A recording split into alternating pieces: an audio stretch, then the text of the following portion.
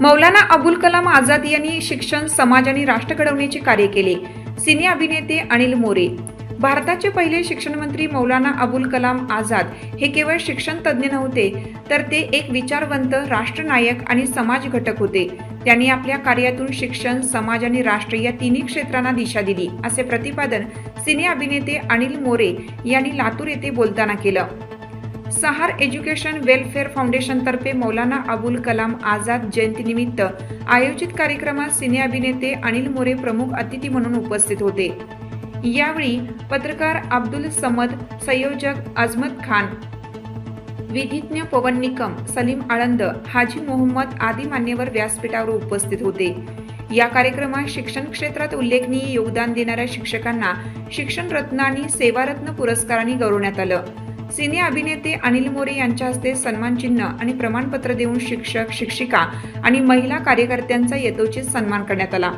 अनिल मोरे म्हणाले, मौलाना अबुल कलाम आझाद यांनी भारताच्या शिक्षण क्षेत्रात क्रांती घडवली. त्यांनी समाजाला शिक्षणाचा मंत्र दिला आणि राष्ट्राला एकात्मतेचा संदेश दिला. त्यांच्या विचारांची आजही खरी गरज आहे. कार्यक्रमाचे प्रास्ताविक अजमत खान यांनी केलं, तर सूत्रसंचालन सलीम आळंद यांनी प्रभावीपणे पार पाडले.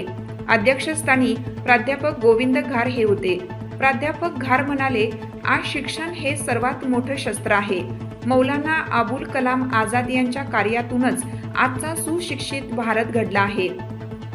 त्यांचे विचार विद्यार्थ्यांपर्यंत आणि समाजापर्यंत पोहोचवणे हे आपले कर्तव्य आहे. कार्यक्रमात शिक्षक, महिला कार्यकर्त्या आणि सामाजिक सेवकांनी मोठ्या संख्येने सहभाग घेतला. उपस्थित सर्वांनी मौलाना आझाद यांच्या प्रतिमेस पुष्प अर्पण करून त्यांना अभिवादन केलं. शेवटी हाजी मोहम्मद यांनी आभार प्रदर्शन करत सांगितलं की या कार्यक्रमाचे आयोजन हे केवळ सन्मानासाठी नव्हे, तर समाजातील शिक्षणाचा प्रकाश प्रत्येक घरात पोहोचावा या उद्देशाने करण्यात आले.